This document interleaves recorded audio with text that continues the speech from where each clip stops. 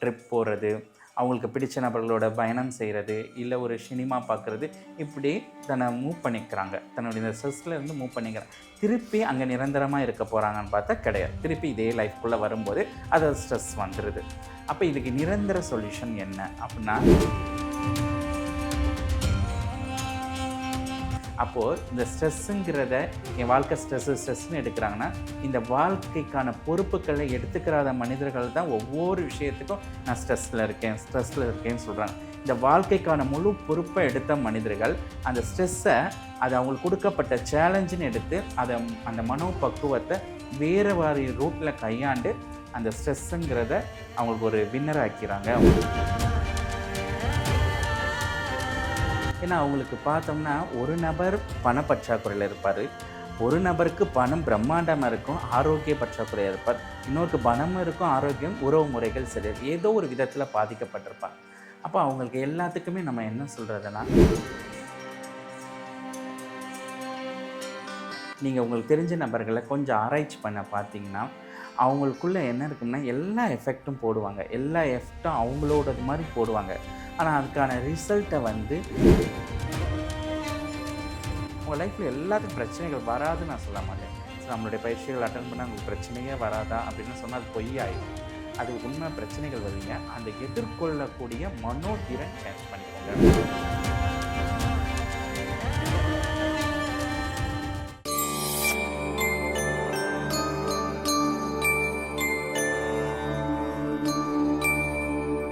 Temple express நேயர்களுக்கு வணக்கம். இன்னைக்கு ஒரு வித்தியாசமான தகவல்களை சொல்றதுக்காக நம்ம கூட VR பிரம்மத் வஜராஜ் அவர்கள் இருக்காங்க. அவர்கிட்ட நேரடியா போய் இந்த கேள்வியை கேட்டலாம்னு நினைக்கிறேன். வாங்க நிகழ்ச்சிக்கு போலாம். வணக்கம் சார். வணக்கம்.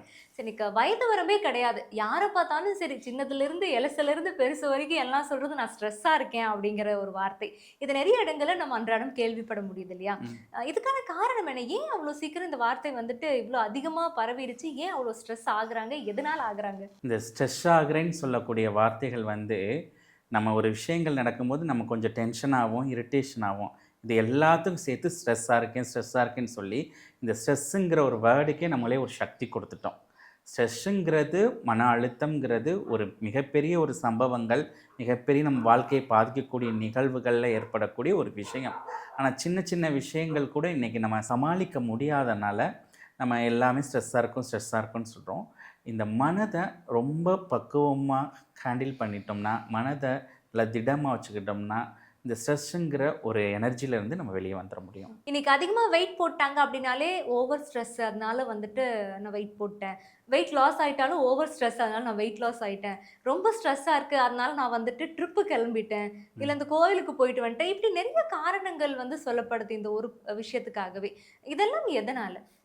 இந்த மனது ரொம்ப அழுத்தமாக இருக்கும்போது என்ன ஆகுதுன்னா, முதல்ல நம்ம மனசு எங்கே பாதிக்குதுன்னா, நம்மளுடைய பாடியில் சில ஹார்மோன்கள் சேஞ்ச் ஆகுது. அந்த ஹார்மோன்கள் சேஞ்ச் ஆகும்போது தான் அவங்களுடைய அந்த உடல் எடை அதிகரிப்பாக போகுது, இல்லை இந்த ஸ்ட்ரெஸ்னால் ஹெட்டேக், தலைவலி வருது, இதில் அந்த ஸ்ட்ரெஸ்னால் அல்சர் ஃபார்ம் ஆகுது. இந்த மாதிரி நோய்கள் நம்மளுக்குள்ளே ஏற்படுது. அப்போ இந்த ஸ்ட்ரெஸ் ஆகும்போது என்ன, அழுத்தத்தை ஏதோ ஒரு விதத்தில் நம்ம வெளியில் கொண்டு வரணும்னு நினைக்கிறோம்.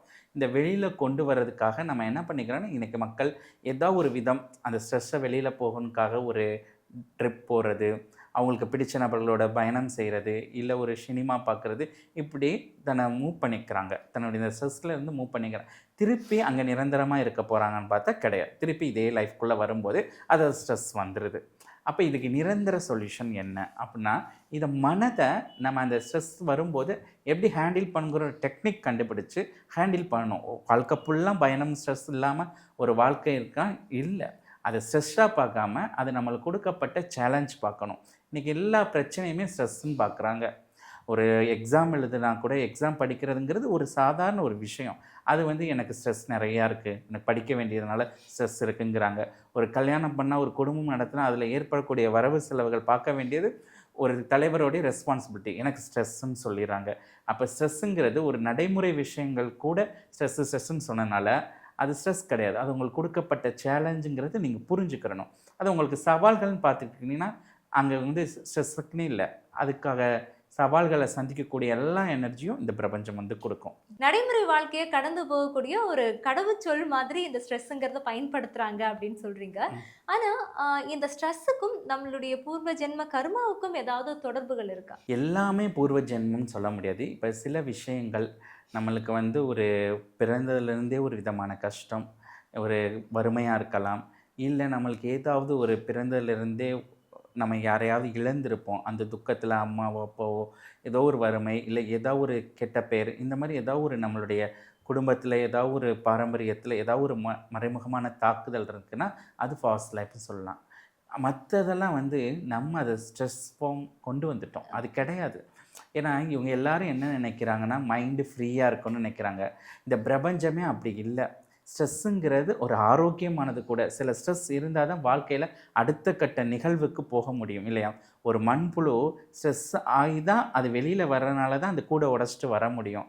ஒரு தாய் கர்ப்பத்திலிருந்து ஒரு குழந்தை வெளியே வரணும்னா அங்கே ஸ்ட்ரெஸ் தேவை, அந்த அழுத்தம் தேவைப்படாமல் அங்கே வந்து நார்மல் டெலிவரி வந்து சாத்தியம் இல்லை.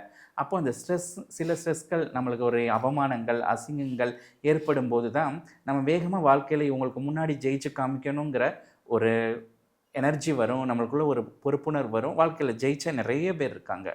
அப்போது இந்த ஸ்ட்ரெஸ்ஸுங்கிறத என் வாழ்க்கை ஸ்ட்ரெஸ்ஸுன்னு எடுக்கிறாங்கன்னா, இந்த வாழ்க்கைக்கான பொறுப்புகளை எடுத்துக்கிறாத மனிதர்கள் தான் ஒவ்வொரு விஷயத்துக்கும் நான் ஸ்ட்ரெஸ்ஸில் இருக்கேன்னு சொல்கிறாங்க. இந்த வாழ்க்கைக்கான முழு பொறுப்பை எடுத்த மனிதர்கள் அந்த ஸ்ட்ரெஸ்ஸை, அது அவங்களுக்கு கொடுக்கப்பட்ட சேலஞ்சுன்னு எடுத்து அதை அந்த மனோபக்குவத்தை வேறு வேறு ரூட்டில் கையாண்டு அந்த ஸ்ட்ரெஸ்ஸுங்கிறத அவங்களுக்கு ஒரு வின்னர் ஆக்கிறாங்க. அவங்க வாழ்க்கையில் ஒரு வெற்றி வாகையை சூடிடுறாங்க. ஓகே. இப்போ இந்த ஸ்ட்ரெஸ் அப்படிங்கிறது வந்துட்டு ஒரு பக்கம் சரிவர பயன்படுத்தினாலும், இன்னொரு பக்கம் எஸ்கேபிசமா இது பயன்படுத்துறாங்க அப்படிங்கிறத சொல்றீங்க. ஆனா இத தாண்டி இந்த ஸ்ட்ரெஸ்ஸுக்கும் நம்மளுடைய உடல் உறுப்புகளுக்கும், உடல்ல இருக்கக்கூடிய எனர்ஜிக்கும் ஏதாவது கனெக்ஷன் இருக்கா? கண்டிப்பாக. ஸ்ட்ரெஸ் ஆகும்போது என்ன ஆகும்துன்னா, நம்மளுக்கு எல்லா விதமான நோய்கள் வரும். ரொம்ப நீங்கள் ஸ்ட்ரெஸ்ஸாக இருக்கும்போது, ஒரு விஷயத்தை ஓவர் திங்க் பண்ணும்போது, அதை பற்றி ஸ்ட்ரெஸ் ஆகும்போது, அதில் எமோஷ்னல் ஆகும்போது, ஏதோ ஒரு விஷயம் நடந்திருக்கும். அந்த சம்பவங்கள், அது நடந்து பல மாதங்கள் இருக்கும். அதை திருப்பி திருப்பி மனசுக்குள்ளே போட்டு என்ன ஆகும்போது, இந்த ஹார்ட் சம்மந்தப்பட்டமான disease, heart attack, heart failure இதெல்லாம் வருது. இல்லை இந்த ஸ்ட்ரெஸ்லேயே ஒரு பயம் ஏற்படுது. வாழ்க்கை நம்மளுக்கு மட்டும் பயம் வந்து ஒரு ஸ்ட்ரெஸ்ஸாக கன்வெர்ட்டட் ஆகும். நம்ம வாழ்க்கை இதோடு முடிஞ்சிருமோ, நம்ம வாழ்க்கை இப்படி தானுங்கிறது, அந்த பய உணர்வோடு ஒரு மன அழுத்தம் ஏற்படும்போது அதுதான் அல்சர் ஆகுது. அந்த அல்சர் வந்து சில கிட்னி ஃபெயிலியர் ஆகுது, யூட்ரஸ் ப்ராப்ளம் எல்லாம் இந்த மாதிரி ஒவ்வொரு பாடியிலையும் கன்வெர்ட் ஆகும். இந்த ஸ்ட்ரெஸ் நாளடைவில் என்ன ஆகும்னா, இந்த ஸ்ட்ரெஸ்லேருந்து வெளியில் வர்றதுக்கு நம்மளே நம்ம தேவையில்லாத பழக்க வழக்கங்கள், தவறான பழக்க வழக்கங்கள், தவறான ஒரு நபர்களோட ஹேண்டில் பண்ணுறக்கூடிய ஒரு அட்மாஸ்பியரை க்ரியேட் பண்ணிடுது. அப்போது இந்த ஸ்ட்ரெஸ்ங்கிறது நம்ம உடல் மட்டும் இல்லை, மனதையும் நம்ம கொலாப்ஸ் பண்ணுது. இந்த மன அழுத்தத்திலிருந்து வெளியில வரணும் அப்படின்னா, எந்த மாதிரியான விஷயங்கள்ல நம்ம நடைமுறைக்கு கொண்டு வந்தோம் அப்படின்னா வெளியில வரலாம்? இந்த மன அழுத்தம் அப்படின்னா, இந்த மனது வந்து திடமாக இல்லை. ஒரு சின்ன விஷயத்துக்கு கூட பயப்படுறாங்க, ஒரு சின்ன விஷயத்துக்கு கூட ஹேண்டில் பண்ண தெரியலை. அப்போ நம்ம என்ன பண்ணணும்னா, இந்த மனதை வந்து ரொம்ப திடமாக மாற்றிக்கிறணும். திடமாக மாற்றிக்கிறதுக்கு இந்த மனதை வலிமைப்படுத்தணும். வலிமைப்படுத்தணும்னா, நம்மளுடைய ஒரு குழந்தைகள் இருந்தால் பேரண்ட்ஸோ, இல்லை நம்ம ஒரு நடுத்தரம் இருந்தால், இந்த பிரச்சனைகள் வரும்போது அது எப்படி கையாளணும், இந்த பிரச்சனைகளை எப்படி அந்த கையாண்டா இந்த ஸ்ட்ரெஸ்லேருந்து வெளியில் வரணுங்கிறத நம்ம யோசிக்கணும். அதாவது பிரச்சனையை பற்றி ஃபோக்கஸ் பண்ணுறதை விட்டு, அதுக்கு என்ன தீர்வோ அதில் நீங்கள் கவனம் பண்ணாலே இந்த ஸ்ட்ரெஸ் போயிடும். ஸ்ட்ரெஸ் எதனால் ஸ்ட்ரெஸ் ஆகுது? ஒன்று ப்ராப்ளம்னால தான். ஒன்று பண பிரச்சனையாக இருக்கலாம், இன்னொன்று ஹெல்த் இஷ்யூவாக இருக்கலாம், இன்னொன்று ரிலேஷன்ஷிப் ப்ராப்ளமாக இருக்கும். எல்லா விதமான பிரச்சனையும் இந்த 3ல் கொண்டு வந்து பிரிச்சிடலாம்.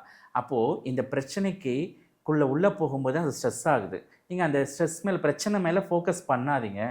உங்களுக்கான தீர்வுகள் மேலே நீங்கள் ஃபோக்கஸ் பண்ணுங்கள். உங்களுக்கு பணம்னா 10 லட்சம் ஏர்ன் பண்ண என்ன பண்ணலான்னு யோசிக்க ஆரம்பிக்கும் போதே அந்த ஸ்ட்ரெஸ் வந்து சேலஞ்சஸாக மாறிடும். இப்போ உங்களுக்கு ஆரோக்கியம் சரியில்லை, இப்போ நல்ல ஆரோக்கியம் வரணும், இந்த ஆரோக்கியத்தை நம்ம மீட்டெடுக்கணும் அப்படின்னு யோசிக்கும்போது உங்களுக்கான அந்த ஸ்ட்ரெஸ் வந்து உங்களுக்கு சேலஞ்சாக மாறிடும். அப்போ உறவுகள் இப்போ எல்லாமே இப்போ நம்ம இந்த உறவுகளை சரி பண்ணிக்கிறோன்னு நீங்கள் நினைக்கும் போதே நீங்கள் ஒரு ஸ்டெப் யோசிச்சு வச்சிங்கன்னா, இந்த பிரபஞ்சம் உங்களை ஒவ்வொரு ஸ்டெப்பாக கொண்டு போய் உங்களுக்கு என்ன தேவையோ அதை கொடுத்துரும். அப்போது நீங்கள் ஒரே சுலபமான வழி, எந்த ஸ்ட்ரெஸ் வந்தாலும் பிரச்சனை மேலே கவனம் செலுத்தாதீங்க, உங்களுடைய சொல்யூஷன் மேலே கவனம் செலுத்துங்க. ஓகே. ரொம்பவே சிறப்பான ஒரு விஷயம் சொன்னீங்க. பிரச்சனைகள கைவிட்டுட்டு சொல்யூஷன கையில எடுக்கணும் அப்படிங்கிறது. ஆனாலுமே கூட நிறைய இடங்கள்ல இந்த மன அழுத்தத்தால வாழ்க்கையவே தொலைச்சுட்டு நிக்கக்கூடிய நபர்கள் எல்லாமே நம்ம பார்க்க முடியுது இல்லையா? இப்ப அந்த மாதிரி இருக்கக்கூடிய நபர்கள் உங்களுடைய அகாடமிக்கு வந்திருக்காங்களா? அவங்க சந்திச்ச மன பிரச்சனையிலிருந்து நீங்க எந்த மாதிரியான தீர்வுகள் குடுத்தீங்க உங்களுடைய கல்வி மூலியமா?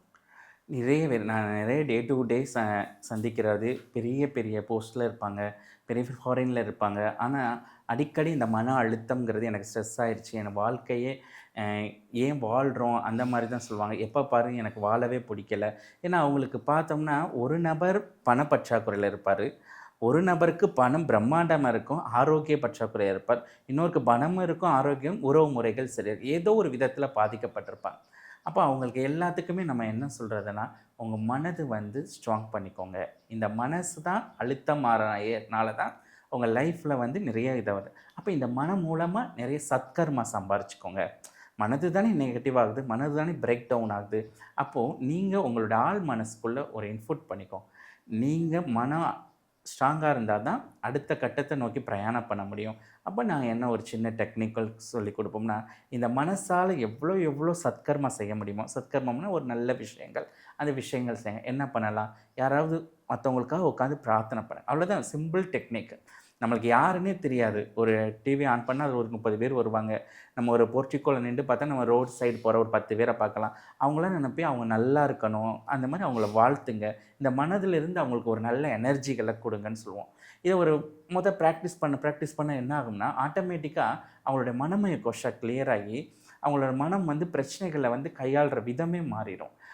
இது மாதிரி ஏற்பட்டு சாதாரண எப்போ பார்த்தாலும் எனக்கு ஸ்ட்ரெஸ்ஸாக இருக்குது, என் வாழ்க்கை ஏன் இப்படி இருக்குது அப்படின்னு சொல்லக்கூடிய ஒரு நபர் இன்னைக்கு அவங்கள சுற்றி இருக்கக்கூடிய எல்லாருக்காகவும் வாழக்கூடிய ஒரு நல்ல நபராக மாறி ரொம்ப ஹாப்பியாக பண்ணி இன்றைக்கி நிறைய பொறுப்புகள் எடுத்து இன்றைக்கி சோசியல் சர்வீஸ் பண்ணுற அளவுக்கு வளர்ந்துருக்காங்க. நிறைய கோயில்களுக்கெல்லாம் ஆர்கனைஸ் பண்ணி நிறைய பணங்கள் கொடுத்து அதை நிர்வாகம் மெயின்டைன் பண்ணக்கூடிய அளவுக்கு மனதளவுலையும் உடல் அளவுலையும் வளர்ந்துருக்காங்க. ஓகே. அவங்கவங்களால முடிந்த அளவுக்கு எந்த அளவுக்கு தான தர்மம் அதான் செய்யறாங்களோ ஒரு அது சரியா சீக்ரெட் மெத்தடு. உங்கள் மன அழுத்தத்தில் சஃபர் பண்ணுற ஒரே ஆள் நான் சொல்லக்கூடிய மற்றவங்களுக்காக பிரார்த்தனை பண்ணுங்க. ஒன்றும் பிரார்த்தனை பண்ணுறதுக்கு நம்ம ட்ரைவ் பண்ணையில பண்ணலாம், சும்மா உட்காந்துருக்க நேரம் பண்ணலாம், எதையோ யோசிச்சு எதையோ புக் படித்து எதையோ நெகட்டிவ் உள்ள பண்ணுறது, உட்காந்து ஒரு ப்ரேயர் பண்ணுங்கள். ப்ரேயர் பண்ணுறதுக்கு என்ன காசா பணமா ஒன்றும் தேவையில்லை, மனசு. அந்த மனசில் செய்யக்கூடிய அந்த சத்கர்மா நீங்கள் செஞ்சுங்க, வாழ்த்துங்க, இந்த பிரபஞ்சத்தை வாழ்த்துங்க, இந்த சொசைட்டியை வாழ்த்துங்க. உங்களுக்கு ஆட்டோமேட்டிக்காக அந்த ஸ்ட்ரெஸ் ஆகுறீங்க சொல்கிறீங்க இல்லையா, அந்த லெவல் கம்மியாகும். ஒரு நாளைக்கு 30 விஷயத்துக்கு ஸ்ட்ரெஸ் ஆகிற நீங்கள் 10 விஷயமா மாறும், அப்புறம் 5 விஷயம் மாறும், அப்புறம் அந்த 5 4 விஷயமா மாறும். அந்த நாளுமே இது உங்களுக்கு கொடுக்கப்பட்ட சேலஞ்சு. எந்த விஷயமும் இல்லைன்னா நம்ம இந்த தேகத்திலே இருக்க முடியாது. ஏன்னா ஒரு ஸ்ட்ரெஸ் ஆரோக்கியமாக தேவை. அடுத்த கட்ட வாழ்க்கை வாழ்கிறதுக்கு சில அழுத்தங்கள் தேவை. அதனால் சில அழுத்தங்கள் இருக்க தான் செய்யும். சிறப்பு சார். வாழ்த்துக்கள் வாழ்க்கைய மாத்தும். அது எல்லாருக்குமானது அப்படிங்கிறத சொல்லியிருக்கீங்க. எஸ். ஆனா, இப்ப இந்த ஸ்ட்ரெஸ் ஆகட்டும், அதேபோல நிறைய மந்திரங்கள் ஜபிக்கிறதாகட்டும், ச பித்ருக்களுடைய கர்மா இதெல்லாமே நீங்க முன்னாடி முன்னாடி நம்ம சேனல்ல நம்ம மக்களுக்காக நீங்க சொன்ன விஷயங்கள். இது எல்லாமே ஒரு பாயிண்ட்ல கர்மாங்கிற ஒரு இடத்துல வந்து கனெக்ட் ஆகுது தானே? ஆமாம். கர்மாங்கிறது என்னென்னா நம்ம செய்த வினை தான். நீங்கள் ஸ்ட்ரெஸ்ஸாக ஆகுறீங்க இல்லையா, சில நபர்கள் நீங்கள் சந்திச்சிருப்பீங்க. வாழ்க்கையில் இவங்க வந்து ஸ்ட்ரெஸ்ஸே இல்லாத மாதிரி இருக்கும், ஹாப்பியாக இருப்பாங்க. இவங்களோட சீக்ரெட் என்னன்னு அனலைஸ் பண்ணிங்கன்னா, நீங்கள் உங்களுக்கு தெரிஞ்ச நபர்களை கொஞ்சம் ஆராய்ச்சி பண்ண பார்த்தீங்கன்னா, அவங்களுக்குள்ள என்ன இருக்கும்னா எல்லா எஃபெக்ட்டும் போடுவாங்க. எல்லா எஃபெக்ட்டும் அவங்களோடது மாதிரி போடுவாங்க.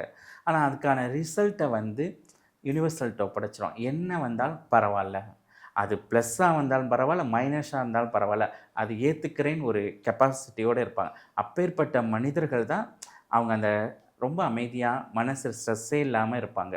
அப்போது ஒரு மனிதன் வந்து வாழக்கூடிய அந்த அமைப்பை யோசிக்கக்கூடிய ஒரு பக்குவம் இருக்குன்னா அங்கே கர்மா வேலை செய்யும். அங்கே சுற்றி நம்ம அந்த கர்மாவில் வந்து நிற்கிறோம். அப்போது இந்த கர்மா எங்கேருந்து இயங்குதுன்னா இந்த மனது. அப்போ ஒன்றும் பிரிக்க முடியாது. அப்போ இந்த மனசில் இருந்து நல்ல உணர்வுகளையும் நல்ல எண்ணங்களையும் இந்த பிரபஞ்சத்துக்கு நீங்கள் வாரி கொடுத்தீங்கன்னா இந்த கர்மாவோட தன்மை குறையும். மற்றவங்களுக்கு ப்ரேயர் பண்ணாலும் நம்மளுக்கு என்ன கிடைக்கும்? நிறைய சத்கர்மா நடக்கிறனால என்ன ஆகும்? கர்மா ஆட்டோமேட்டிக்காக குறைஞ்சிரும். அப்போது கர்மா எங்கே வேலை செய்யும்? உங்களுக்கு ஒரு நஷ்டம் தரணும் அப்படின்னா என்ன பண்ணும்? எங்கே இன்வெஸ்ட்மெண்ட் பண்ணி நீங்கள் நஷ்டம் அடையணும் இருக்கோ அங்கே கொண்டு போய் இந்த பிரெயின் யோசிக்கும். அப்போ மனது ரொம்ப ஸ்ட்ராங்காக இருக்கும்போது, மனதால் புண்ணியம் செய்யும்போது உங்களை அந்த மாதிரி ஒரு சூழ்நிலை கொண்டு போக முடியுமா? முடியாது. அப்போது இந்த மனதை வந்து நம்ம ரொம்ப உணர்வுபூர்வமாக ரொம்ப பாசிட்டிவாக ஒரு பிரேக் த்ரூ நிலையில் இருக்கும்போது நம்மளுக்கு எல்லா வளங்களும் வர முடியும். இந்த கர்மாவுடைய சக்திகள் குறைக்கப்பட்டு நல்ல கர்மாக்கள் பலன்கள் மட்டும் அனுபவிக்க முடியும். இவ்ளோ மன அழுத்தம் அப்படிங்கிறது இந்த மாதிரியான வேலைப்பாடுகள செய்துங்கும்போது, இதுலேருந்து வெளில வர்றதுக்கான விஷயங்களும் கண்டிப்பா இருக்கும் இல்லையா? அதுக்கு என்னென்ன வழிமுறைகள்லாம் பண்ணணும்? நம்மளுடைய நிறைய வழிகள் பிசிக்கல் ரீதியாகவும் சைக்காலஜிக்கல் இருக்கும். நம்ம மன அழுத்தம் இல்லாமல் ஒரு நாள் நம்ம தூங்கணும் அப்படின்னா, நாங்கள் எங்களுடைய கிளைண்ட்ஸ் கொடுக்குறது, நீங்கள் மார்னிங் எந்திரிச்சோன்னே குளிச்சுருங்க. அதே மாதிரி நைட்டு தூங்குறதுக்கு முன்னாடி, டின்னருக்கு முன்னாடி ஒரு குளியல் பண்ணிருங்க. பண்ணும்போது என்ன ஆகும்னா, நம்மளுடைய ஃபிசிக்கலாக அது ஒரு ஸ்ட்ரெஸ் கம்மி பண்ணும். அதுக்கப்புறம் 2வது ஒரு விஷயம், நைட்டு தூங்க போகும்போது முன்னாடி நீங்கள் அந்த டே டு டே யார் யாரை உங்களுடைய காயப்படுத்தியிருக்கீங்களோ, மனதால் யாருக்கு சங்கடங்கள் கொடுத்தீங்களோ, அந்த விஷயங்கள்லாம் கொஞ்சம் எடுத்து அதை கவனித்து அதை சரி பண்ணிக்கோங்க. மன்னிப்பு கேளுங்க. இப்போ இந்த ஸ்ட்ரெஸ்ஸுன்னு சொல்கிறாங்க பார்த்தீங்களா, நபர்களுக்கெல்லாம் என்ன இருக்கும்னா, இவங்களுக்குள்ள மன்னிப்பு வந்து அவங்கள நிறைய பேர் காயப்படுத்தியிருப்பாங்க. மன்னிச்சிருக்கவே மாட்டாங்க. இவங்க நிறைய பேரை காயப்படுத்தியிருப்பாங்க. மன்னிப்பு கேட்டிருக்கவும் மாட்டாங்க. அதெல்லாம் அது ஒரு இதெல்லாம் அம்மா தானே, அப்பா தானே, பாட்டி தானே, இவங்க என்ன நம்மளுடைய சர்வன்ட் மேடுதான் இருப்பாங்க. ஆனால் யாராக இருந்தாலும் நம்ம ஒரு காயப்படுத்தினோமோ அங்கே ஒருத்தவங்க ஒரு கர்மா கிரியேட்டட் ஆகும். அப்போது நம்ம இந்த ஒரு பயிற்சி இது ஒன்றே ஒன்று, டே டு டே நம்ம ஏதோ ஒரு சூழலில் யாரையோ ஏதோ ஒரு விஷயம் தெரிஞ்சோ தெரியாமலோ காயப்படுத்துகிறோம். தெரிஞ்சோ தெரியாமலோ நம்ம யாரோ ஹெட் ஆகிறோம். அப்போ இந்த 2யும் அனலைஸி நம்ம காயப்படுத்துகிற நபர்களை நம்ம மன்னிப்பு மானுஷிகமாக கேட்டுக்கோங்க. நம்ம யார் காயப்படுனா அவங்கள மன்னித்து மனதால் விட்டு அவங்கள வாழ்த்துங்க. அதுக்கப்புறம் மார்னிங், ஈவினிங் 2 தடவையுமே குளிச்சுட்டு இந்த ஒரு விஷயங்கள் பண்ணிட்டாலே போதும். உங்கள் லைஃப் வந்து அந்த ஸ்ட்ரெஸ்ஸோட தன்மைகள் குறையும். மனதை திடமாக்கக்கூடிய நிறைய பயிற்சிகள் இருக்குது.